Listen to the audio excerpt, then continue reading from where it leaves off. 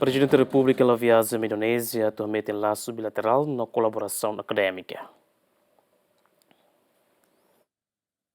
Presidente da República José Ramos Horta a delegação quartane halau visita trabalho privado da República Indonésia husi lorong tornulu tolorong ton lesingida fulane atau metin diplomasia akademika hari dame no reforça parceria nebedura entre Timor Leste e Indonésia. Ramos Horta se visita ba Universidade Gajah Mada e Yogyakarta no se hato discurso nebe focaliu ba serviço comunitária no dar fundação ba liderança global atau inspira estudante no acadêmico sira ho traduz inisiativa sira e a base ba solução escalável sira ba paz no desenvolvimento sustentável. Premiado Nobel da Paz ne sei halo diálogo estratégico o liderança Indonésia no sei halo discurso público e centro estudo estratégico no internacional o de reforça compromisso Timor-Lestenian ba estabilidade regional no unidade asianian. Além de se envolvemos o comunidade acadêmica no cultural sira indonesianian inclui visita ida ba Festival Arte Universidade Gajah Mada. Visita ne atu belar cooperação bilateral entre Rairua no coloca Universidade Gajah Mada no centro ba diálogo estratégico no avança